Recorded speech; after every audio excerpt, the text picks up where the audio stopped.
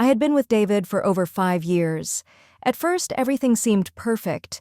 We talked about the future, we discussed marriage, we made plans for a life together. We had everything that should have made us happy: love, stability, comfort. But somewhere along the way, something started to feel off. We were so caught up in the routine of life that I couldn't even remember when things began to slip. It was as if we were two people going through the motions, merely existing rather than living. Every time I tried to think about it, I convinced myself that it was just exhaustion, that this was what happens when you're in a long relationship. Things become mundane, predictable. But even in those moments, deep inside, I knew it wasn't just fatigue. It was something more. I had stopped feeling that spark, that pull towards him, and instead, a dull weight pressed down on me. David was the kind of person who always seemed to know how to make things work. He had a plan for everything, and yet I felt like I was drowning in the predictability of it all. I wasn't unhappy, but I wasn't truly happy either. It felt like a slow death, but I didn't know how to wake myself up from it. We'd try to make things better, of course. We'd talk about traveling or doing something spontaneous, but nothing ever stuck. The more we tried, the further I seemed to drift from him. It wasn't his fault. It wasn't anyone's fault, really. It was just life, slowly eroding everything. I wasn't sure what I wanted anymore. I just knew that the life we were building, though steady and stable, was suffocating me. Everything started to shift the day David suggested we go away for the weekend. A trip to the countryside, he said, a way to refresh the relationship, to escape the monotony of daily life and rediscover the spark that had once been there. At first, I thought it was a good idea. A change of scenery, a little adventure, maybe it would bring us closer. But deep down, I couldn't shake the feeling that no weekend getaway could fix the emptiness inside me. It wasn't long after we arrived that I started to notice something else, a shift that had been brewing without me realizing it. David, of course, fell straight into his usual pattern, talking to our friends, sharing ideas, trying to impress them with his knowledge of hiking trails and local spots. He was always so full of energy, constantly pulling people into his orbit, making them laugh, engaging in the kind of conversation that felt effortless. And then there was James. James was a quiet presence, more reserved than David, but not shy. He was David's friend, someone I'd met a few times before, but we'd never really had the chance to talk much. This weekend, however, something was different. I found myself gravitating toward him. It started innocently enough, small talk about the things we'd be bringing for the trip, the best blankets to take for the picnic, who was cooking what for dinner. But slowly, our conversations grew longer, deeper. We started talking about books, films, the little things that had always fascinated me but no one ever seemed interested in. James didn't try to impress me. He didn't fill the air with noise the way David did. Instead, he listened. And I found myself sharing thoughts, worries, and dreams with him in ways I hadn't done in ages. It was refreshing, like a breath of fresh air after suffocating in a room for too long. I began to realize that I hadn't had a real conversation in months, not with David, not with anyone. Not the kind of conversation that made you feel seen, heard, understood. Every time James and I spoke, it was like I was waking up from a long, numb sleep. Our talks felt so natural, so easy, and in those moments I could almost forget the discomfort I'd been carrying with me for so long, the nagging emptiness, the silent longing for something more. The weekend unfolded in ways I hadn't anticipated. It began like any other trip, settling into the rented cottage, unloading our bags, setting up camp in the cozy, rustic space. The others were bustling around, organizing and laughing, their energy infectious, but I found myself retreating. As the evening grew darker, David disappeared into his world of conversations with our friends, as if he was trying to dominate the entire space. And me? I just sat there, quietly observing. The feeling of distance, of separation from him, seemed to stretch further with each passing hour. James, on the other hand, kept appearing beside me, always offering help, always sharing a quiet smile. He helped with the firewood, offering to chop the logs when I wasn't quite strong enough. He brought me a cup of tea when I'd retreated to a chair by the window to escape the noise. Little things, insignificant on their own, but they began to accumulate, building a kind of silent connection between us. There was something in his presence, something that made me feel lighter, as though I didn't have to pretend to be anything I wasn't. With David, I was always performing, always playing a role in a script we both knew by heart. But with James, the script didn't exist. It was just two people standing side by side in a world that felt completely different from the one I knew with David. That night, when we all gathered around the campfire, I noticed how comfortable I felt sitting next to James. It wasn't an overt flirtation. There were no heavy glances or meaningful touches. Not yet. But there was an unspoken understanding, a quiet kind of intimacy in the air that I couldn't ignore. When our eyes met, it was like the world slowed down, just for a moment, as if the space between us was shrinking, becoming something more than simple proximity. David was busy telling stories about past trips, his voice animated, filling the air with noise, but it felt distant to me, almost foreign. And then there was James, sitting beside me in comfortable silence. Every once in a while he would glance my way, and I could feel the pull. It was subtle, almost imperceptible, but it was there. There was something in the way he looked at me that made me feel seen in a way I hadn't in years. I couldn't quite place it yet, but I knew this weekend was different. There was something changing inside me, something I couldn't explain. The longer I spent with James, the more I realized that the numbness I had been living with for so long was starting to melt away. He made me feel alive in a way I hadn't known in such a long time, and that scared me. I had no idea where it was going, but I couldn't seem to stop it from happening. The days passed, and with each one, I found myself drawn to James more and more. It wasn't anything that could be easily defined, not yet. But there was a quiet understanding between us, something unspoken that seemed to fill the spaces where words were unnecessary. One afternoon, we were by the fire, attempting to get it started. The logs wouldn't catch, and despite my best efforts, the flames remained stubbornly absent. Frustration rose inside me, and my hands, covered in ash and dirt, only seemed to make it worse. I muttered under my breath, trying to figure out what I was doing wrong. That's when James appeared beside me, his presence calm and unhurried. Without asking, he crouched down next to the fire, his fingers brushing mine as he picked up the kindling. There was a gentleness to his touch, a softness that made me freeze for a moment. I hadn't realized how much I needed this, someone to take control, to help, to guide without overwhelming.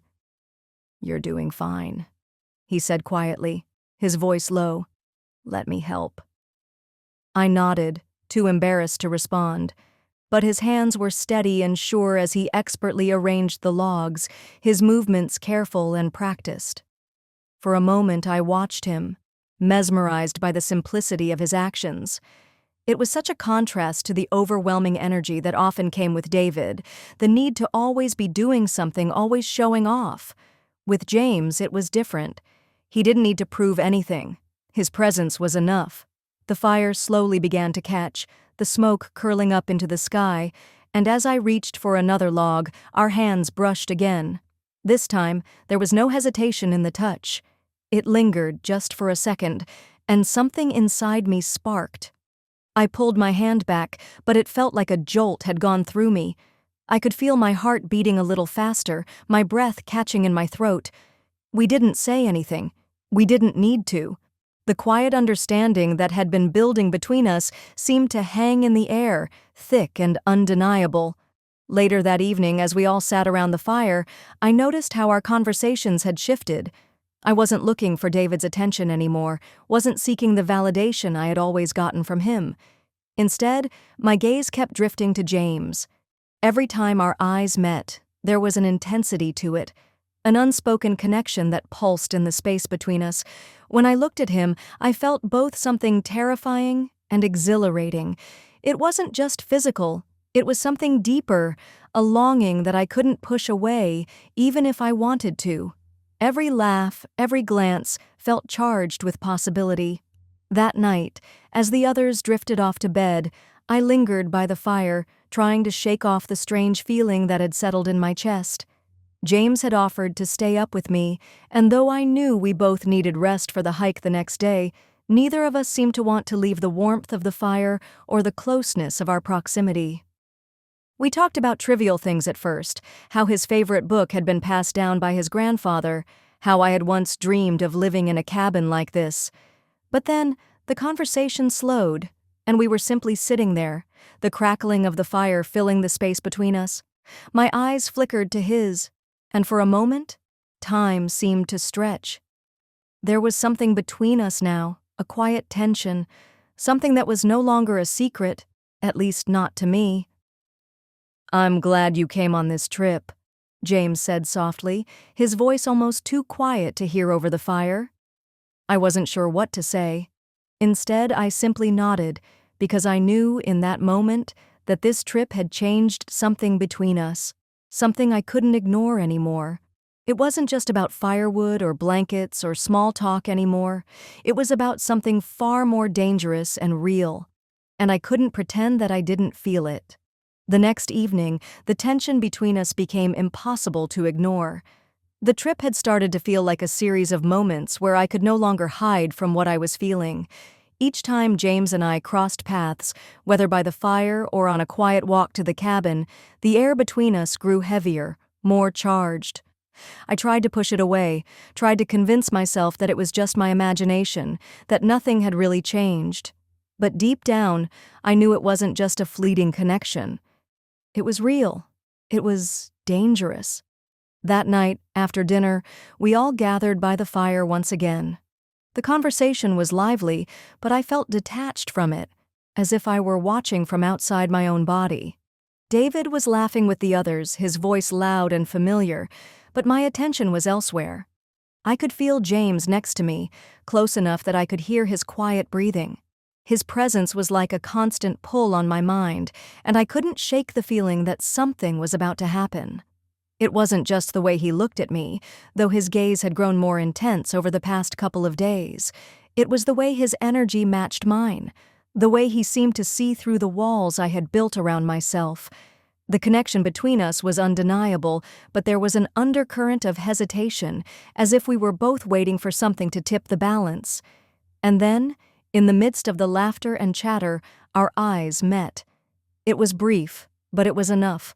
The world around us seemed to blur, and all I could hear was the rapid beat of my own heart. There was no turning back now. I felt myself leaning forward, as if drawn by an invisible force.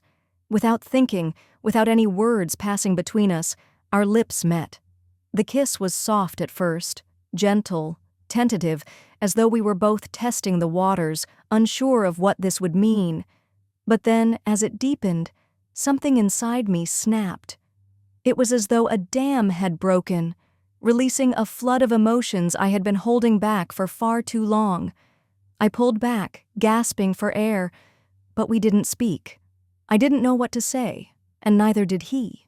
The silence that followed was heavy, filled with 1,000 unsaid words. The warmth of the fire seemed to fade into the background, as if the world had narrowed down to just the two of us, standing on the edge of something we couldn't take back. David was still talking with the others, oblivious to what had just happened. I felt a pang of guilt, sharp and immediate. But it was quickly overshadowed by the feeling that had blossomed inside me. It was a mix of excitement, fear, and longing, feelings I hadn't allowed myself to acknowledge in years. I couldn't stop thinking about it, about him, about what we had just done. James didn't say anything, but I could feel him watching me. I turned my face toward him, our gazes meeting again, and in that look, I saw everything we both had been too afraid to say. The attraction, the connection, the uncertainty. I couldn't tell where this would go, what it meant for me, for us. But in that moment, it didn't matter. All I could feel was the electric hum of that kiss, lingering between us, igniting something inside me that I couldn't ignore any longer. And I didn't want to. The days after the kiss were a whirlwind.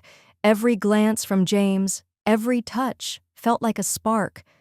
But the guilt of being with David weighed heavily on me. I couldn't shake the feeling that I was betraying something real, even if it no longer felt real to me. The desire for James gnawed at me, stronger with every passing moment. We found quiet moments together, small, stolen ones. Every touch, every glance pulled me deeper into something I couldn't escape. The connection between us grew undeniable, but so did my fear. One afternoon, as we walked in silence, I finally asked, "Do you think it's wrong?" James looked at me, his eyes dark with unspoken understanding. "I don't know, but I can't pretend it's not there." I felt my heart race. "I don't want to hurt anyone, but I don't know how to stop." "I don't want to hurt you either," he replied. "But sometimes things happen. We can't control them." He reached for my face and I didn't pull away. His touch was gentle, but it sent a shiver through me. And before I could stop myself, I kissed him again, slower this time, but with the same urgency, the same pull. In that moment, I knew I was losing control, and I couldn't bring myself to care. That night, everything changed. The tension between James and me had reached a breaking point. David was asleep in the tent, and the camp had quieted down.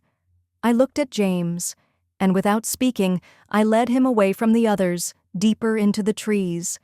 The silence around us felt heavy, filled with anticipation. We stood in the darkness, just the two of us. There was no need for words. When he touched my arm, I didn't pull away. I felt a rush of emotions I hadn't allowed myself to feel in so long: desire, confusion, and a strange kind of clarity. We shared a kiss, this time slower, but filled with everything we hadn't said. It wasn't just about the kiss, though. It was the closeness, the undeniable connection that had been building between us. I knew I should feel guilty, but in that moment, the world outside of us didn't exist. I wasn't thinking about the consequences. I wasn't thinking about David. I was only aware of James and the weight of everything that had been left unsaid between us. The quiet night wrapped around us, and for a brief moment it felt like nothing else mattered. The next morning, I woke to the familiar sounds of the camp, birds calling, a faint breeze rustling the trees. But everything felt different. My body was heavy with what had happened, and my mind was a tangled mess. I tried to pretend that nothing had changed, that I could go on like before. But when I saw David, his quiet attentiveness felt like a sharp contrast to what had passed between James and me. I avoided his gaze, pretending that the guilt wasn't clawing at me, making my skin itch. David seemed to sense something. There was a subtle shift in him. He was quieter, more withdrawn. He didn't confront me, but his silence spoke volumes. And that was worse. His absence of questions, of accusations, felt like an indictment all on its own. By the time we packed up to leave, I could barely look at James. Every time our eyes met, I felt a surge of something I couldn't name. I wanted to say something, to explain, to apologize, but there were no words that could undo what had been done. When we returned home, the weight of it all settled over me like a thick fog. The life I had known with David seemed distant now, and James was a constant ache in my chest, a reminder of what I couldn't have, what I couldn't undo. The silence between David and me grew, and I knew that things couldn't go back to how they were. I had broken something important, and there was no going back. I wasn't sure what the future held, but I knew one thing for certain. The emptiness I had tried to escape had only grown deeper, and now it was impossible to ignore.